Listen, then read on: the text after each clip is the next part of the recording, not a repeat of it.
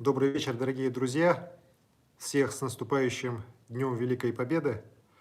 Сегодня, как мы и договаривались, мы встречаемся в прямом эфире. И, конечно, прежде чем начать, хотел бы вас всех поздравить еще раз с наступающим Днем Победы, пожелать всем нам мира и, конечно, поблагодарить наших ветеранов. К сожалению, время неумолимо. Мы все еще помним годы, когда их были тысячи, сотни. Сейчас вместе с нами в Якутии 73 участника той Великой войны, 4754 ветерана тыла, 25 тысяч детей войны. И, конечно же, в этот день мы не устаем благодарить наших прадедов, дедов, отцов, матерей, бабушек, прабабушек за ту победу, которую принесло их поколение нашей земле, освободило мир от фашизма. Ну и благодаря ним мы сегодня можем жить счастливо и свободно. Дай Бог им, тех, кто вместе с нами, еще долгих лет жизни. И наш святой долг окружить их любовью и заботой не только в этот праздничный день, но и все время. Но при этом, конечно же, именно в этот год, когда весь мир и наша страна сражается с пандемией коронавируса, конечно, надо их беречь. Очень беречь и не вовлекать их в многолюдные собрания, дать им возможность побыть одними, без вторжения со стороны. К сожалению, вот эта болезнь, она в первую очередь очень опасна для нашего старшего поколения. Поэтому берегите ветеранов, берегите наших пожилых, для того, чтобы они на самом деле долгие годы еще были вместе с нами. Конечно же, всех волнует, как у нас продвигается борьба с коронавирусной инфекцией. Хочу сказать, что, к сожалению, сегодня она распространяется по республике. 437 случаев зарегистрировано коронавирусной инфекции, заражения у нас в республике. К сожалению, за последние недели у нас два очага серьезных. Это офтальмологическая республиканская больница и общежитие Северо-Восточного федерального университета, там, где жили иностранные студенты, ну и часть наших студентов, которые не смогли выехать. Вот во время перехода на дистанционное обучение остались здесь в городе. И вот там у нас свыше 50 человек уже точно есть больных по общежитию СОФУ. В итоге вот у нас за последние дни, конечно, по городу Якутску заболеваемость выросла. Вместе с тем хочу сказать, что у нас увеличиваются и темпы выздоровления. Сегодня уже в общей сложности 69 человек победили эту болезнь, выздоровели и уже выписались из больницы. Я надеюсь, что в последующее время их будет больше. Всех волнует, что же у нас будет с 12 мая, когда ограничительные меры должны будут постепенно сниматься. Хочу сказать, что вот я сейчас рассматриваю, и в эти дни будет подписан указ о наших дальнейших действиях. Честно скажу, что он у нас, опять же, вот будет продолжение тех указов, которые были ранее. То есть наша территория Якутии разделена на 4 части у нас. Первая часть – это арктические и труднодоступные населенные пункты. Вторая – это в основном наши сельские населенные пункты, и крупные, и малые, где есть дорожная сеть. Третье – это наши крупные муниципальные образования, это Якутск, Жатай, Мирный, Нерюнгри, Алдан, Ленск. И четвертая группа – это те территории, на которых сегодня карантин. Это город Алдан и поселок Ленинский, пригород Алдана, это территория Чаяндинское месторождение и территория недалеко от Кутаны в Сунтарском улусе, где расположен поселок Вахтовый, маленький, на 50 человек, дорожников. Вот. Ограничения, конечно, по каждому из них разные, вы о них знаете, но и сниматься они будут по-разному. Если по Арктике и по большинству сельских территорий у нас нет серьезных опасений, и мы в целом готовы уже снять практически основную часть ограничений, кроме как вот проведения массовых спортивных, культурных каких-либо мероприятий, то по нашим крупным муниципальным образованиям, в принципе, у нас сегодня нет оснований облегчать серьезно ограничительный режим. Потому что, как сегодня следует из предписаний Роспотребнадзора, ограничения можно снимать, если в течение минимум 1 недели прирост количества больных не превышает 2% ежедневно. Вот. У нас, к сожалению, по тому же Якутску в день у нас растет, ну, не то, что там на 2%, у нас почти 13-14% растет число заболевших каждый день от общего количества заболевших ранее. Соответственно, в таких условиях нам запрещено ограничительные меры ослаблять кардинально, так, поэтому здесь надо настраиваться, что минимум еще на 2 недели этот режим будет продлен, еще раз говорю, по крупным нашим муниципальным образованиям.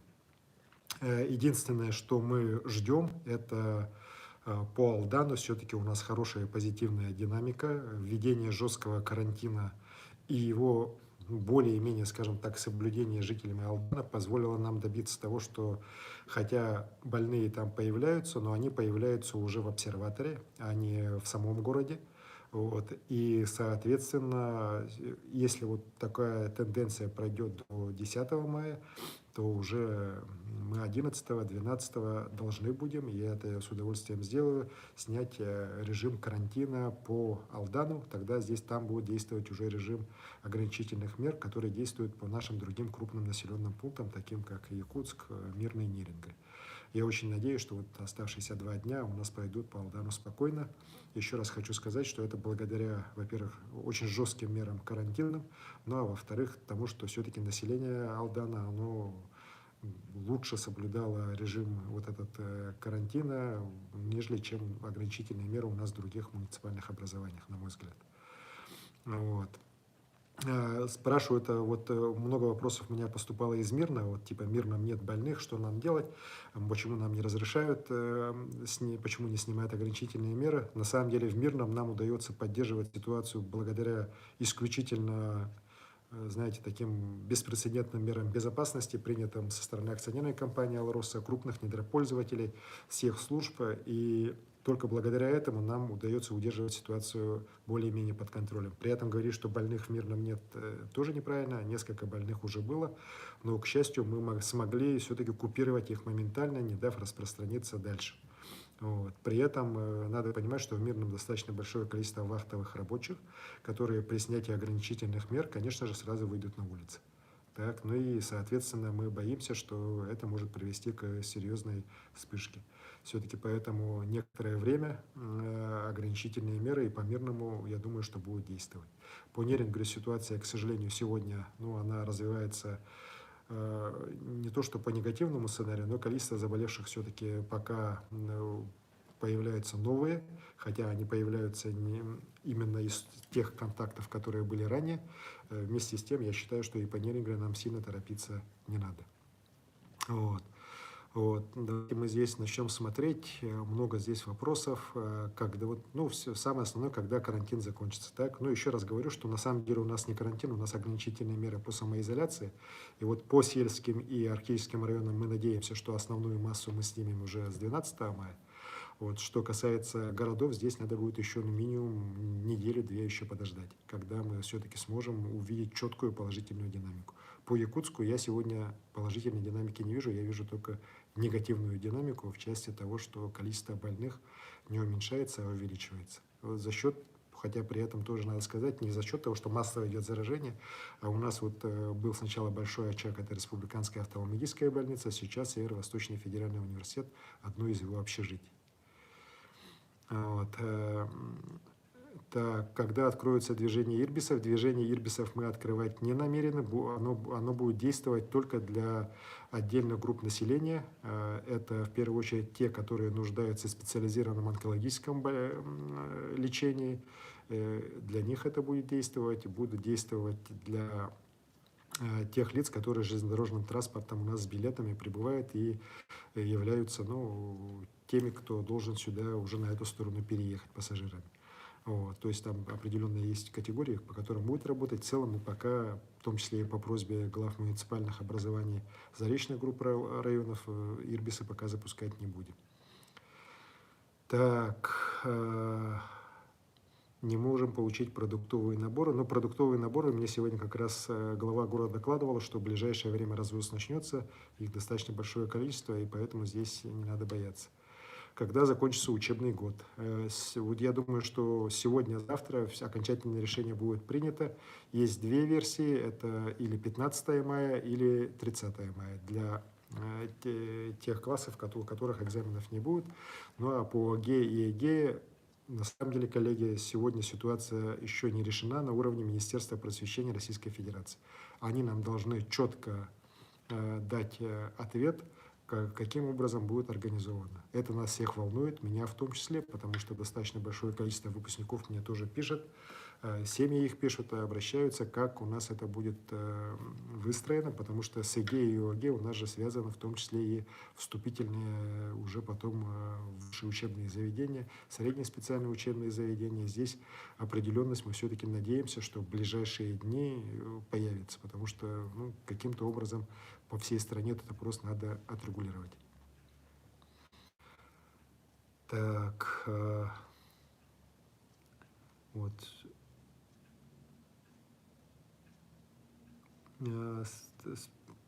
Почему администрация Нерюнгри не отмечает детей войны? Ну, детей войны мы в этом году впервые вот так на уровне республики юбилейном отметили в том числе и денежными выплатами. Я уверен, что и в администрации районов республики, конечно, детей войны должны отметить. На самом деле, конечно же, может быть, они подвигов не совершали, но то, что их детство как раз выдалось в труднейшие годы послевоенные, когда многие из них выросли, в том числе после войны, без отцов, без матерей, в очень трудных условиях, конечно же, это поколению тоже должно быть уделено особое внимание со стороны и государства, и со стороны нашего общества.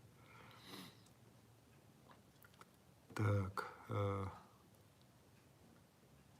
почему самолеты летают? Ну, наверное, вопрос по аэропортам. На самом деле сейчас у нас порты работают и самолеты пролетают, но надо сказать, что сегодня в день у нас пролетает очень мало народу. Это порядка 100-150 человек по всем рейсам, которые прилетают извне республики. Раньше их каждый день прилетало там, на порядок практически больше. Вот.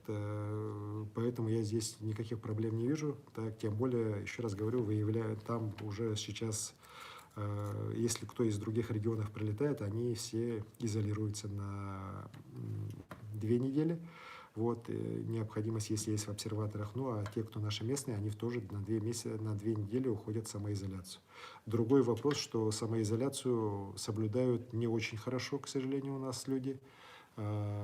Хочу сказать, что вот как показывает сегодня режим, который у нас в республике запущен с помощью Министерства инноваций и цифрового развития, они отслеживают, что около 20% все-таки людей нарушают самоизоляцию. Причем очень плохо то, что нарушают не только те, кто должен сидеть на самоизоляции после прилета из другого региона, но и нарушают контактные.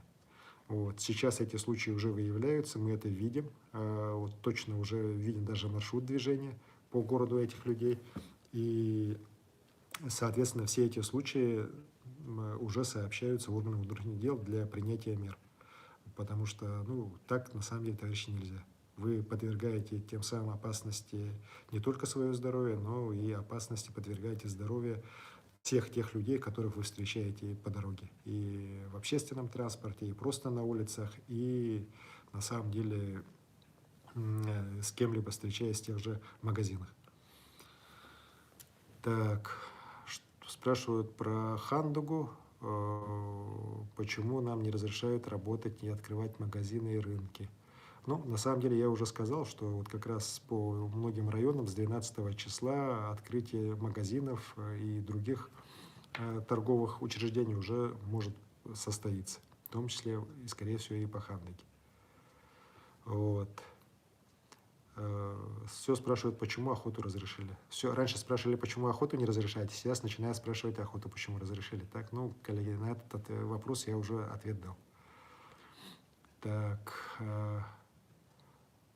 насколько опасны вспышки ковида в общаге СВФУ и офтальмологической больнице? Конечно, они опасны, потому что в каждом из них десятки людей. По университету у нас порядка уже 54, если я не ошибаюсь, случая, так, по общежитию, по офтальмологии, с учетом семей, которые пострадали, пациентов, непосредственно самих медиков, у нас уже очаг свыше 70 человек.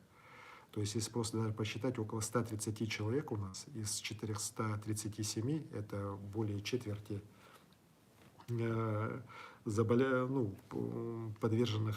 подвергшихся инфекции, коронавирусной инфекции, вот вообще по республике, всего лишь 2 места: офтальмологическая больница и общежитие СФУ.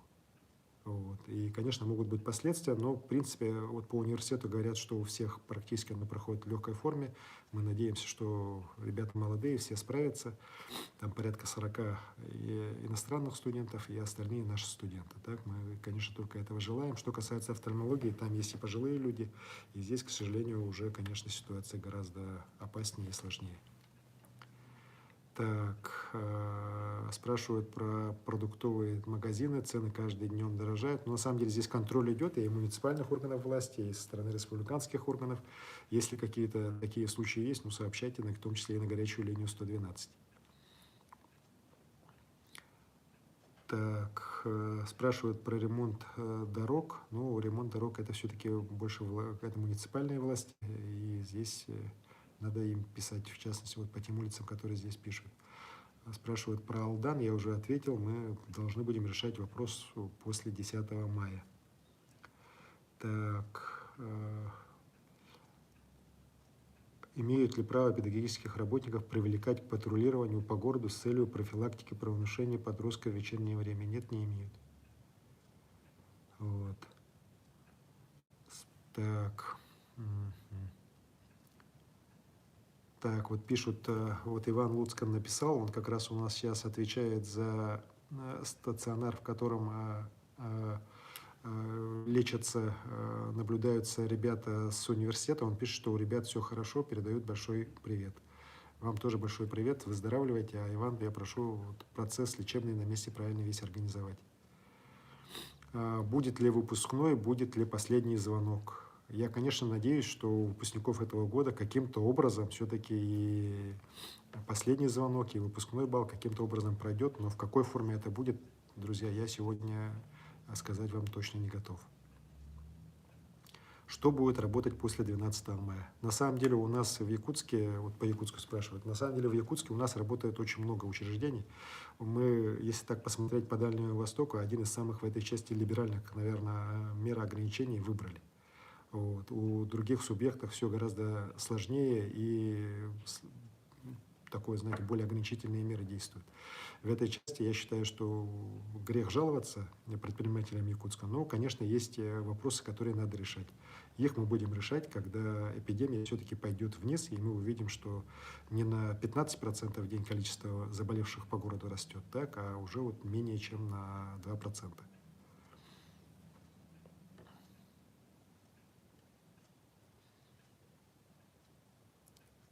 Так.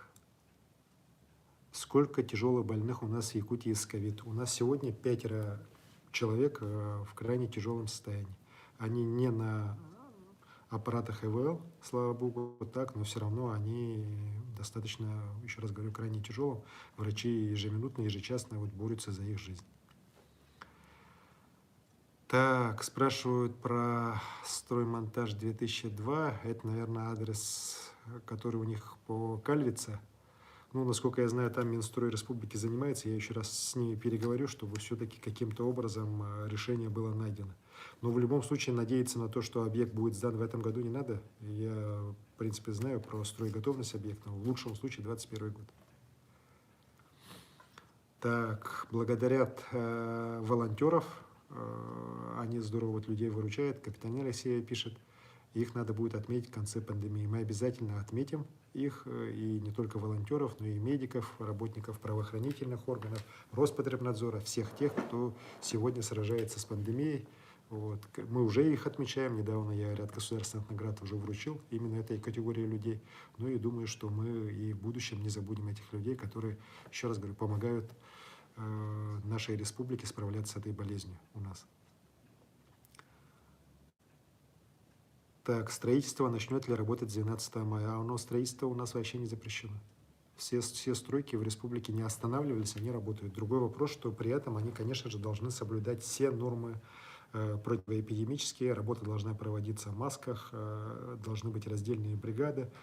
В общем, процесс должен быть организован максимально безопасно как для строителей, так и для окружающего населения. И с этой точки зрения, еще раз говорю, у нас стройки вообще не останавливались.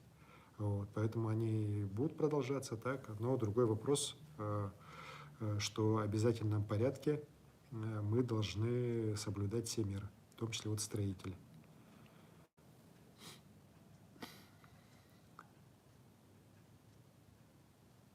Вот, тут спрашивают, в своем эфире вы говорили, что семьей выезд на природу разрешен. Это так ли? Ну, на сегодняшний день выезд на природу запрещен здесь, ограничен по городу Якутску. Это принято на уровне администрации города. Я это решение поддерживаю, потому что, к сожалению, вот 27 апреля, когда мы это ограничение не вводили, у нас был массовый выезд горожан как раз на праздничные мероприятия, во время них все выехали на природу, на шашлыки, большими компаниями, как мы это все наблюдали тогда. И именно после этого мы вот с 5 числа, 4 числа регистрируем достаточно большой скачок заболеваемости по городу Якутску. Поэтому на сегодняшний день такое ограничение администрации города принято. Ну и еще раз говорю, я это решение в принципе поддерживаю, потому что ограничивать надо. Мы всегда говорили о том, что если можно выезжать, то можно было бы выехать только отдельными семьями, не соприкасаясь ни с кем. Но у нас, как всегда, выезд на природу почему-то обязательно должен быть в сопровождении там десятков людей, большими компаниями, больших праздников. Ну и вот это, еще раз говорю, приводит к печальным последствиям. Так, сняли ли карантин по бешенству? Он продлен, но я считаю, что там мероприятия все заканчиваются, и в ближайшие недели он будет окончательно снят. Именно по бешенству животных. Как будет проходить весенний призыв? Он, конечно, сдвинулся, он начнется с 12 мая. Вот, начнется и, ну, еще раз говорю, в укороченных условиях пройдет. Надеюсь, что он пройдет все-таки организованно и, конечно, опять же, с соблюдением всех противоэпидемических разных мероприятий. Так, спрашиваю, что с больным по Алекминску? Больной по Алекминску доставлен в Якутск. Вот, и сейчас все анализы там забраны. У контактных лиц мы надеемся, что там все-таки не должно быть дальнейшего заражения. Так, спрашивают, что человек читал, что нужны пропуски оформлять. Как это работает, если я выхожу в магазин, нужны ли пропуски? На самом деле пропуски эти оформлять сейчас не надо. Я поручил Министерству инноваций, цифрового развития республики разработать такой механизм по возможному введению цифровых пропусков. Система должна быть разработана, готов этот механизм. В случае его необходимости по тем или иным отдельным населенным пунктам он должен будет вводиться. Вот в частности по Алдану, например, сейчас цифровые пропуска, в том числе с использованием QR-кодов, они работают. Работают они в принципе неплохо. Вот. На первом этапе были, конечно, жалобы, но сейчас уже все устаканилось. Вот, поэтому также уже элементы действуют вот этих цифрового такого слежения по тем, кто находится на самоизоляции, с их разрешения. Так, еще раз, система действует успешно, нормально, поэтому эти элементы есть. Сейчас Мининновации это все скомпонует в единую систему. В случае необходимости это будет внедряться. По городу Якутску, еще раз говорю, никаких там специальных пропусков оформлять на сегодняшний день не надо. Вот, я считаю, что преждевременно, и мы все-таки обойдемся без такой кардинальной меры, как введение цифровых пропусков. Магазин, вот тут тоже спрашивают, магазин с кодами и так далее. Нет, не надо здесь пока нам никаких кодов. Когда откроют торговые центры? Торговые центры мы будем открывать в последнюю очередь. Там вот этап на снятие ограничительных мер, она определенная уже выработана, так, и как раз крупные торговые центры, они в самую последнюю очередь пойдут наряду с различными учреждениями, которые собирают много людей, такие как кинотеатры и так далее. Так, когда поступят пособия на детей? Они поступают, в принципе, там никаких вопросов нет, выплаты идут постоянно. Вот. Спрашивают про вахтовиков в клинике «Аврора». так далее, то почему это случилось? Ну, на самом деле, там не обсерватор, как многие написали, это там не какой-то пункт, где держат, возможно, больных. Это на самом деле то место, где данная компания сняла помещение, так и разместила тех людей, которых она должна направлять на вахтовую работу. Вот. И да, она должна их там держать 2 недели. Вот. Вместе с тем, конечно же, у населения возникло много вопросов, порой справедливых, почему, вот, как и что.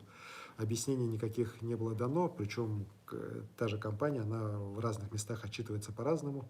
И вот прозвучало слово «обсерватор», и из-за этого народ очень серьезно взволновался, и, конечно, я понимаю их беспокойство. На самом деле это никакие не зараженные или потенциально зараженные, так, это те люди, которые, вот, опять же, приехали из вне республики и 2 недели где-то должны были, ну, находиться. Вот. И компания не нашла ничего другого, чем у клиники «Аврора» снять помещение и людей там разместить. Так, когда разрешат посещать спортивные секции? Я думаю, что вот контактные виды спорта и так далее, они тоже, конечно, пока разрешаться точно не будут. Вот. Спрашивают про парикмахерские. Ну, по парикмахерским сейчас вопрос изучается, в том числе опыт других регионов. Так, он есть и негативный, есть и более-менее нормальные. Все-таки, наверное, может быть, мы их будем разрешать, но именно с учетом того, что это должно все делаться по предварительной телефонной записи. Так, в Нерюнгри всего 7 заболевших, пишут. Так, ну, 7 не 7, так, но в любом случае мы сегодня видим пока положительную динамику по количеству заболевших в Нерюнгри, так, и считать, что завтра надо снимать ограничения, было бы на самом деле очень легковесное решение. Я отвечаю за здоровье всех якутян, так, в том числе живущих в Нерюнгринском районе, и сегодня вот сказать, что надо все ограничения там снять, я не готов. Это все-таки слишком такое, пока, наверное, будет легковесное решение, еще раз скажу. Спрашивают, вот, вы знаете ли кого, кто лично заболел коронавирусом? Да, знаю. Вот, к сожалению, я вот и знаю, и вот мне сообщают каждый день о тех, кто погибает от этой коронавирусной инфекции, кто борется за свою жизнь. И поверьте мне, это совсем не шутки. И вот когда я читаю там, что вот коронавирус это выдумки, никто им не болеет, это всего лишь обычный грипп. Вот, коллеги, сейчас в сети достаточно много рассказов очевидцев и тех, кто пережил эту болезнь, так, не дай бог, кому-то ее пережить. Вот, и это на самом деле очень тяжелые испытания для, особенности, еще раз говорю, для пожилых людей. Вот по республике могу точно сказать, что все те, кому 65 и выше, кто заболели, они все, ну, с очень тяжелыми осложнениями прошли эту болезнь, те, кто прошел. А, к сожалению, 4 наших с вами сограждан, они их не прошли. Они умерли от коронавирусной инфекции. Поэтому вот, когда пишете такое, все-таки об этом тоже надо помнить. Так.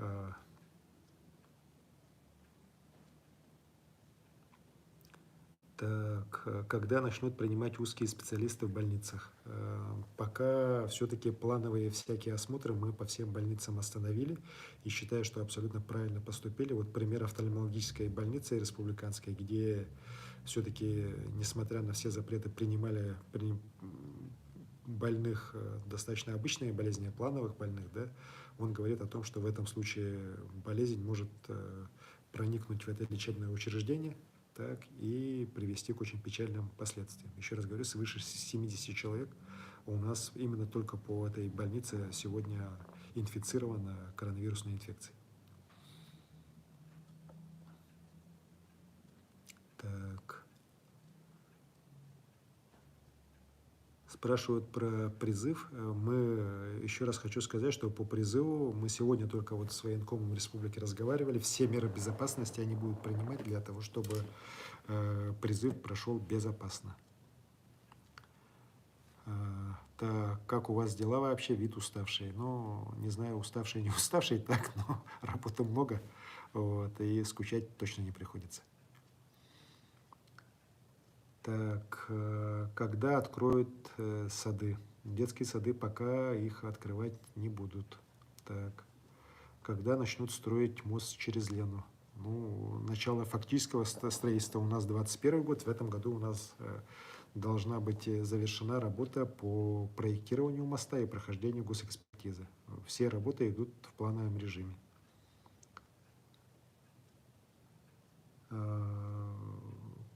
Минимум 15, кто-то пишет, вирусологов доказывают, что нет эпидемии, вы считаете, что они не служат доверия. Вы знаете, ну, тысячи именитых вирусологов и ученых всего мира доказывают, что сегодня эпидемия. Даже не эпидемия, а пандемия коронавируса в мире. Я считаю, что они заслуживают доверия, вот эти люди. Так, когда примерно будет снижение режима? Я еще раз повторяюсь, с 12 мая по разным районам будут приниматься разные решения. Так. Безработному родственнику предложили временную работу в Мархе. После 9 мая он сможет выехать из Якутска к месту работы. К сожалению, вот дальше не видно, что...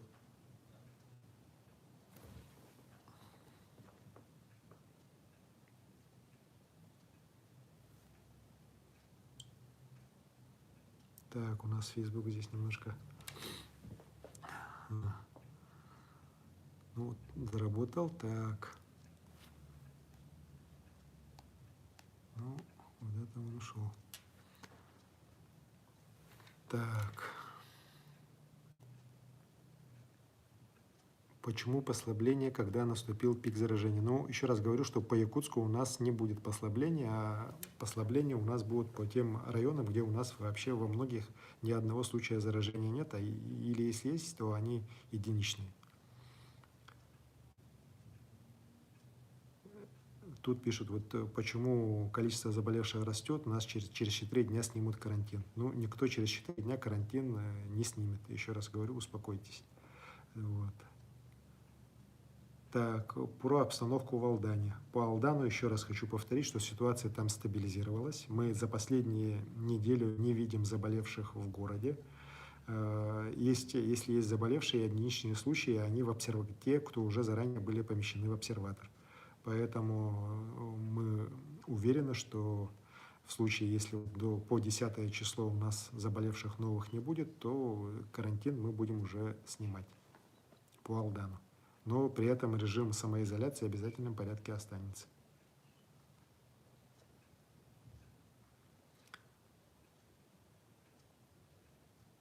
Так, опять спрашивают про ЕГЭ и ОГЭ. Эти решения будут принимать Министерство просвещения Российской Федерации. Надеемся, что это скоро очень будет решение принято, и тогда уже понимание и у детей, и у учителей, и у всех родителей появится.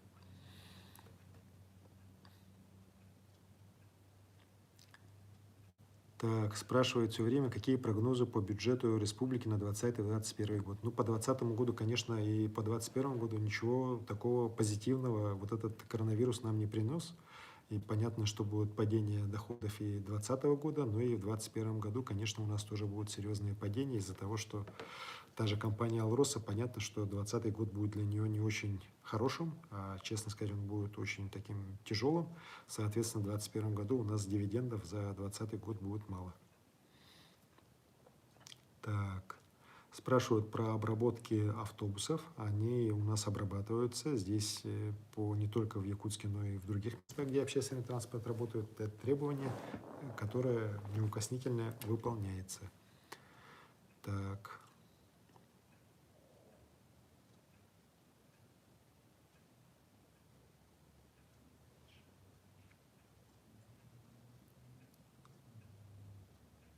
Спрашивают про билеты. Но билеты у нас, еще раз говорю, можно было раньше сдать уже и вернуть сейчас деньги.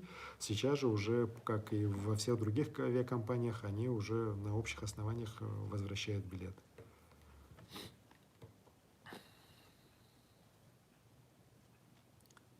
Так. Хватает ли сейчас медиков в лечебных учреждениях?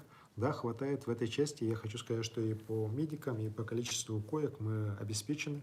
Никаких серьезных проблем нет. Но вот по Якутску, в связи с тем, что последние дни у нас увеличилось количество больных, мы увеличили количество также и коек по Якутску. Так, спрашивают про зачем мирным цифровой пропуск, если у нас ни одного больного. Но мирными не будет цифровых пропусков. Вот. Еще раз хочу сказать, что цифровые пропуска, так таковые им только по автомобилям, у нас сегодня действуют только по Алдану. По всем другим просто система будет готова и в случае необходимости будет задействована. А если необходимости такой не будет, то и действовать не надо. Никаких цифровых пропусков не будет вводиться. Так. Опять спрашивают про учебу. Еще раз повторюсь, что вопрос будет решен в эти дни, так и те, кто не сдает АГЕ или ЕГЭ, или 15 мая, или 30 мая будут заканчивать.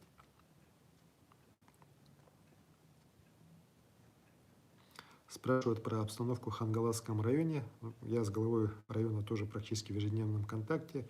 Ситуация более-менее под контролем, хотя вот из-за нескольких случаев, связанных с как раз лечебными учреждениями, там количество заболевших определенное есть, так, но опять же, еще раз говорю, бесконтрольного распространения болезни нету.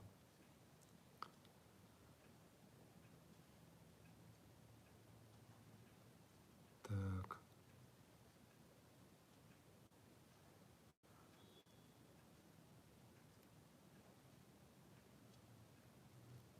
Вот я не очень понимаю вопрос. Спрашивают, может ли безработный житель Якутска выехать после 9 мая в Марху? А почему бы нет?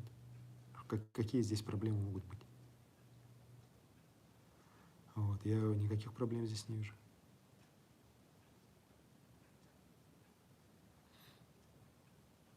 Так, спрашивают, почему авиакомпания Якутия отменяет рейсы с Нерюнгри.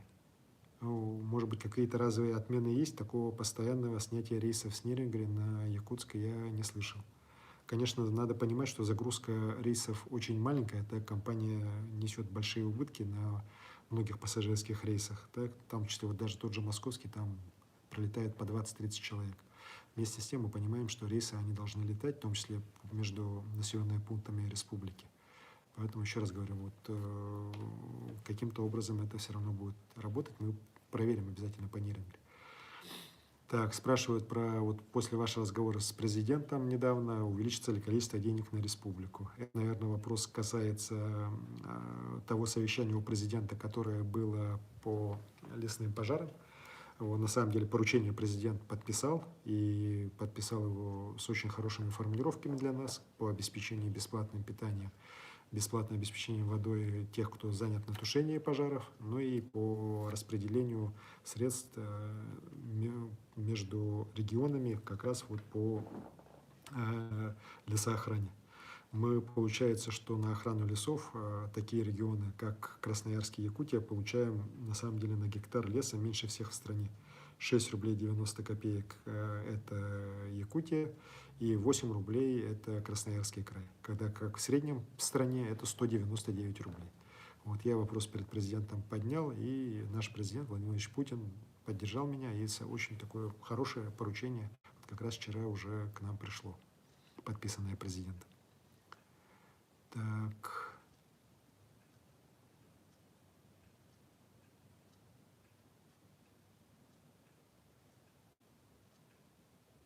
Так, вот вопросы по детям Азии. Но дети Азии это в 2020 году не будут. Спрашивают про парикмахерские. Я еще раз говорю, что сейчас вопрос изучается. И если будет разрешение, то это будет разрешение именно принимать только по предварительной телефонной записи.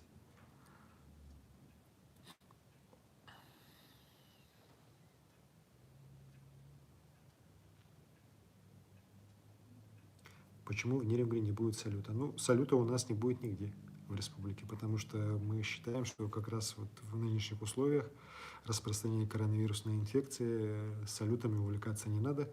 Вот. Пройдет коронавирусная инфекция, мы, дай бог, и в бессмертном полку пройдем, и парад победы у нас в столице страны состоится, ну и салюты пострелять тоже успеем. Сейчас главное нам, друзья, победить коронавирусную инфекцию. Для этого нужна вот как раз эта самоизоляция, нужно самоограничение.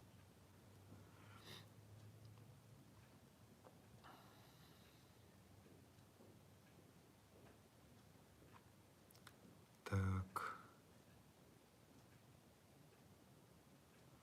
Какая обстановка в Алекминске? В Алекминске, я еще раз говорю, что сейчас спокойно, тот, кто был больной, он у нас вывезен сюда, в Якутск.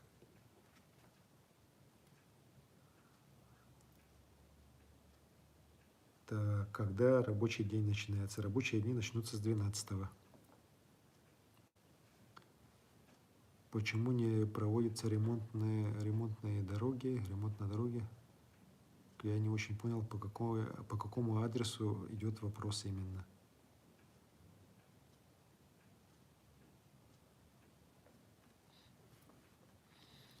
Так,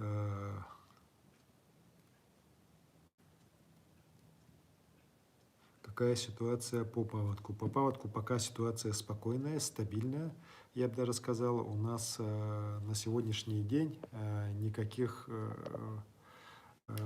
проблем в этой части нету, пока идет все нормально. На Лене он уже вот начинает местный паводок подходить уже к Якутску. Мы ожидаем, что завтра в районе Якутска он может начаться. Вот, основной он еще на территории Хангаласского улуса, но тоже вот, я думаю, что в ближайшие дни он уже подойдет к Якутску. Вот. Но пока, еще раз говорю, слава богу, пока идет все нормально.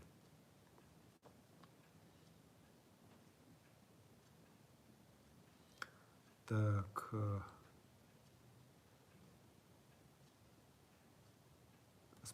опять вопросы по как будет проходить День Победы в режиме онлайн. Ну, в режиме онлайн будет достаточно много разных мероприятий, начиная от бессмертного полка, который у нас пройдет, и на НВК Саха, будут также и по центральным каналам идти бессмертный полк, будут различные мероприятия, концерты в режиме онлайн. Я считаю, что все-таки вот День Победы мы должны в этом году будем вот в режиме онлайн отметить.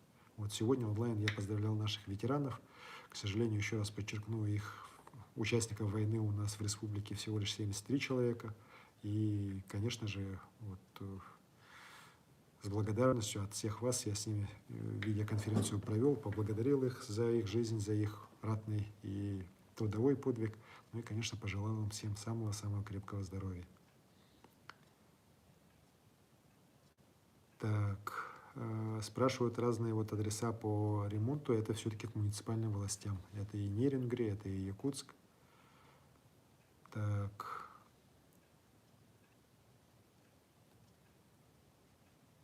Так. Спрашивают вот про заболевших в армии коронавирусом, когда приедут дембеля и так далее. Ну, здесь надо понимать, что, коллеги, многие предлагают демобилизовавшихся солдат всех оставить здесь, в Якутске, так, но город Якутск тоже не резиновый, и одновременно разместить несколько тысяч человек здесь, так, на обсервацию, на 2 недели карантин, это практически сегодня нереально. Тем более люди, конечно же, после армии, и их можно понять, стремятся быстрее попасть домой. И здесь самое главное, вот я об этом тоже говорил, это ответственность уже глав улусов и глав местных муниципальных образований на местах, семей, куда вот солдаты наши будут возвращаться, и им обеспечить там возможность самоизолироваться на 2 недели. У нас по республике, к сожалению, на сегодняшний день 2 случая в Меган-Кангаласском улусе и в Усьянском, когда вот демобилизовавшие солдаты принесли с собой коронавирусную инфекцию. Вот. И, конечно, здесь нужен очень жесткий контроль со стороны как местных властей, так и непосредственно со стороны уже семей, самих наших демобилизовавшихся воинов.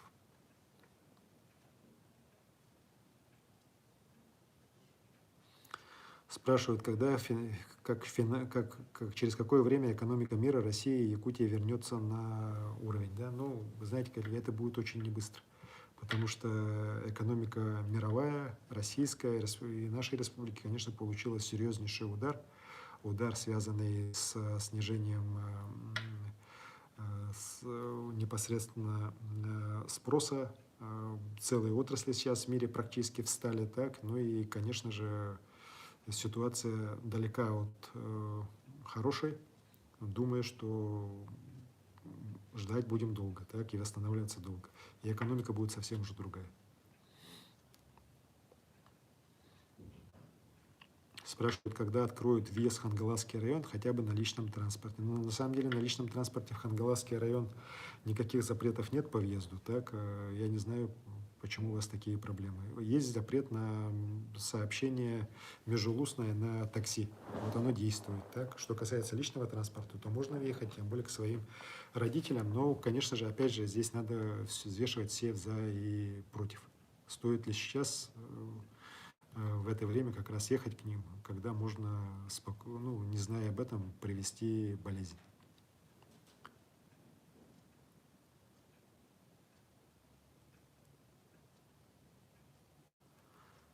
Так, спрашивают про детский сад Верхнеюрьевский, когда он войдет, мы в этом году его обязательно должны ввести. Так, будет ли летом речная навигация, будут ли ходить пароходы, в частности, до Алепинска? Очень надеюсь, что будут. Вот спрашивают, говорят, неправда, 2 мая нас ГАИ не пропускал. Но это было 2 мая, так с тех пор уже многое поменялось. Сегодня у нас уже, слава богу, 8 мая. Там один день были вопросы, связанные с определенными событиями там в Хангалском улусе, но сейчас, еще раз говорю, все нормально, и это можно сделать. Спрашивают про дезинфекцию на Пушкина 24, кто должен проводить дезинфекцию подъезда. Это управляющие компании. Так, обращайтесь в мэрию, в принципе, их службы. Если не делают дезинфекцию, Сардана Владимировна в курсе, она этим вопросом постоянно занимается, докладывает. Конечно же, есть у нее и жалобы на ряд управляющих компаний. И с этой точки зрения управление нашего строительного жилищного надзора будет усиливать свою работу в части повышения ответственности тех управляющих компаний, которые не выполняют свои функции.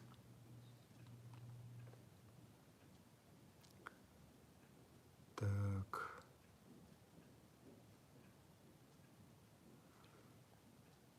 Так, когда приведут в порядок дороги в Нерегуле? Ну, еще раз говорю, вот надеюсь, скоро работы начнутся, так, но опять же это вопрос к муниципальной власти, причем даже не районной, а скорее городской власти по Нерегуле.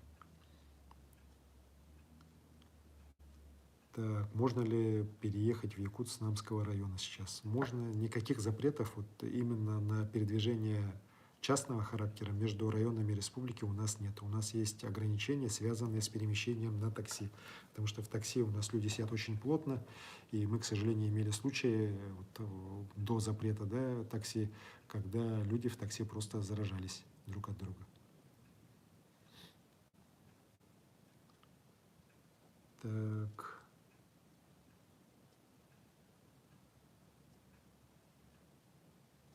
«12 мая выходим ли на работу или продлеваются?» Так, но опять же, это зависит от того, где вы находитесь, раз так. Во-вторых, в каком учреждении вы работаете. Так, Тимофей спрашивает, почему не установили выплаты терапевтам, тогда и так далее. Так, но на самом-то деле сегодня выплаты тем, кто непосредственно занят на борьбе с коронавирусной инфекцией, и медикам всех категорий, и санитаркам, и медсестрам, и врачам, они установлены. Вот. И здесь не надо какое-то противопоставление между разными категориями медиков делать не надо.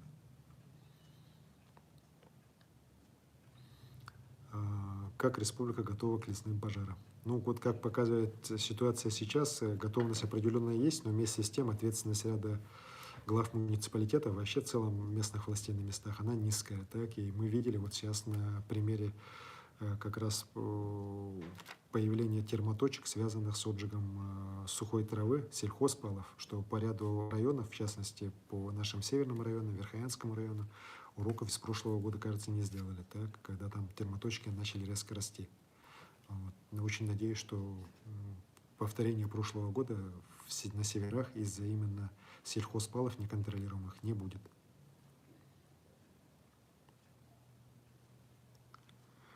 Будут ли летом работать детские лагеря оздоровительные? Ну, первая смена точно уже не будет работать, так, по дальнейшему будем принимать решения, исходя из развития ситуации. В Крым можно ли лететь в июне? Ну, знаете, июнь это рискованно при нынешней ситуации. И сейчас там не санатории, все и так далее закрыты, они не работают пока.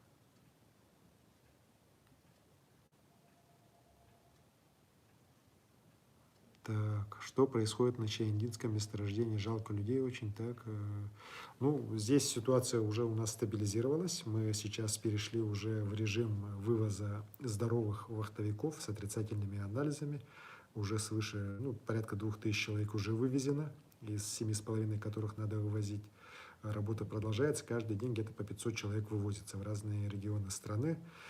Всего больных у нас на самом деле гораздо меньше вот этих 3000, о которых говорилось, их несколько сотен. Причем они не больные, они просто вот имеют этот положительный анализ, и болезнь у них проходит абсолютно бессимптомно. Тех, у кого были симптомы болезни, вот, тяжелых, средних, особенно вот в начале эпидемии было, когда в середине апреля, в 20-х числах апреля, они все сегодня находятся в лечебных учреждениях Якутии в основном. Так, 100 человек находится на лечении в Омске, и порядка 40 было вывезено в Ямало-Ненецкий автономный округ, где тоже они проходят сегодня лечение, многие уже вылечились. Вот, поэтому ситуация там нормальная, все под контролем. Сейчас Стройтранснефтегаз принимает меры по обеспечению медицинским оборудованием, медикаментами временного филиала Ленской центральной районной больницы, который мы развернули на Чаендинском месторождении. В принципе, еще раз говорю, ситуация под контролем. На самом месторождении практически ни средних, ни тяжелых больных нет. Есть люди, еще раз говорю, с легкой формой, и то их незначительное количество, а у большинства она просто идет бессимптомно. Ситуация на контроле, она у руководства страны. Я ежедневно докладываю Юрию Петровичу Трутневу, Татьяне Сене Голиковой. Общаемся мы с руководителем Роспотребнадзора, Минздрава. Все помогают. И, конечно, вот хорошо, что последние недели очень большая поддержка идет от руководства непосредственно самого «Газпрома» и «Стройтрансгаза» по решению всех вопросов, которые там возникают.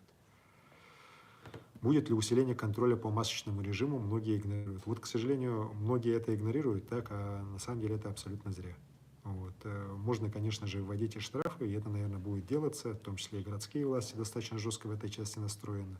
Но надо понимать, что масочный режим, в первую очередь, же он для самого человека, вот это его безопасность. А, к сожалению, многие этим просто как так наплевательски к этому относятся. А зря. Вот еще раз хочу сказать. Вот что делать с просроченными документами? Ну, принято решение, что документы, такие как водительские права, паспорта и так далее, они на 3 месяца автоматически продлеваются. Решение такое по Министерству внутренних дел страны есть.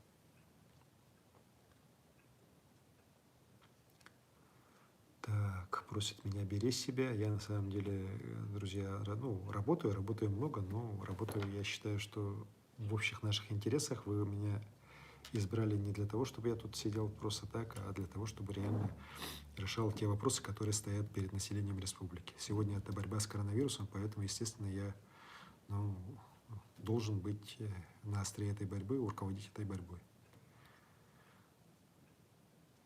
Так, недавно были очищены городские каналы при подъеме уровня воды весной. Почему не пропускают эту воду через каналы? На самом деле оно и должно пропускаться через эти каналы. Я не думаю, что оно не пропускается. Система вот как раз была задумана, чтобы вода с Шестаковки через наши каналы проходила через наши озера, в том числе Сергелях, вот Сайсары, и очищала всю систему внутри города. Обязан ли носить маски на улице? По городу Якутску, да, масочный режим введен. Так же, как и в других местах, где обязательная самоизоляция. Вот.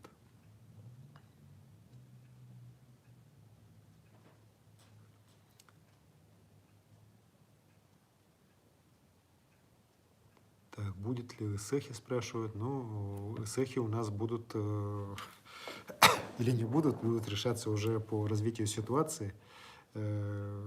Пока вот предложений по переносу СЭХа в Лонхо, который в Алекминске, ко мне не поступало. Свободный коечный фонд спрашивает, будет ли он необходим в каждом регионе. Да, он у нас есть. У нас на самом деле сегодня занято менее 50% коек по республике. Более того, у нас очень серьезный запас по городу Якутску есть, который вот мы сейчас дали задание, он будет разворачиваться. В первую очередь для тех, у кого легкая форма этой болезни. А таких, слава богу, у нас большинство. Так. Спрашивают, что не могут дозвониться до горячей линии несколько дней. Вопрос важный, но не для публики.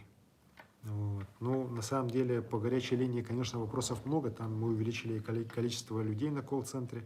Вместе с тем звонков поступает много. Я сам лично проверял тоже, вот особенно там, где по волонтерам, по соцзащите, к сожалению, дозвониться очень сложно. Так? И здесь я еще раз попрошу коллег работу усилить для того, чтобы люди по горячей линии могли дозвониться. Ну, 112 точно можно дозвониться и информацию оставить. Мы там тоже значительное количество операторов сейчас тоже увеличили. Можете на OneClick Якутия написать, если это очень важно, нужно. Колмар, как будет работать Колмар Нерюнгер? Колмар работает нормально, никаких вопросов там нет, массовых там заболеваний коронавирусной инфекцией в Колмаре, как и в других компаниях угольных регионов, у нас не обнаружено. Так.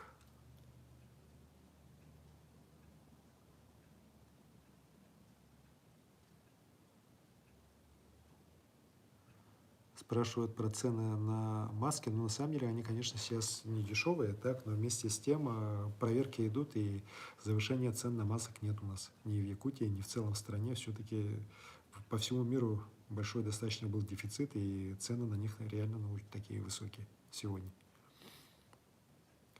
Так, работников аэропорта проверяют ли на коронавирус? На коронавирус проверяют в первую очередь тех, кто находится в группе контактов с заболевшими, на тех, у кого есть подозрение вот на внебольничную пневмонию, в случаях ОРВИ, ну и те группы, которые должны проверяться. Сейчас, например, медики, которые постоянно работают с коронавирусными, они тоже проходят постоянно такое тестирование.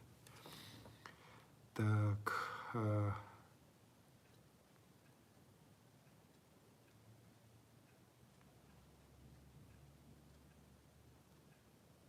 Ух ты, у нас вот тут вопрос прямо с ДНР.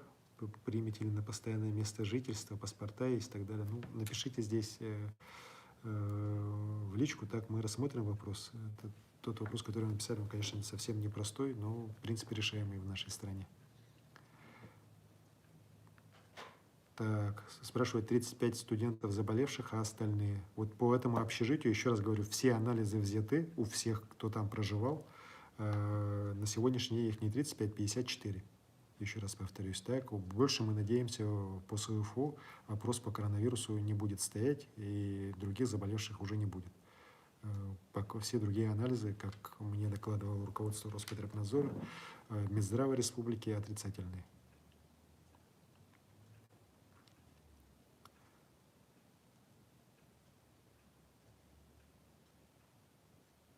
Так.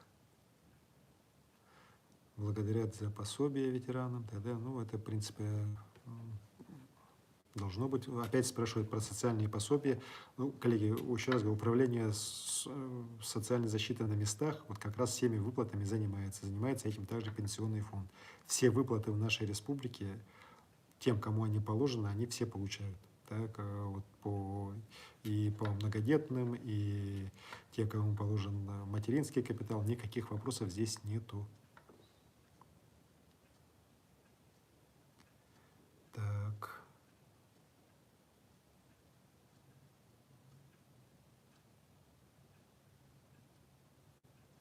Почему обращение граждан и так далее не проявляют на нас? Ну, на самом деле, ко мне поступают сотни обращений, так, все до меня, может быть, и не доходят, но вместе с тем, еще раз говорю, если у вас есть какие-то факты того, что многократно ваши права нарушаются, ну, напишите, мы обязательно эти вопросы рассмотрим. Если многократно вы писали, и на местах муниципальная власть ваши вопросы не решает.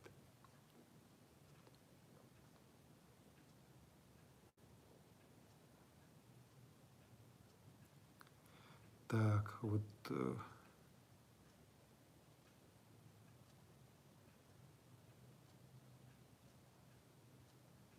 Нужен ли пропуск для поездки по России через Москву? Нет, такой пропуск, слава богу, не нужен, так, но вот для самой Москвы, конечно, там сейчас достаточно серьезная пропускная система внедрена, и весь режим до 31 мая по Москве продлен.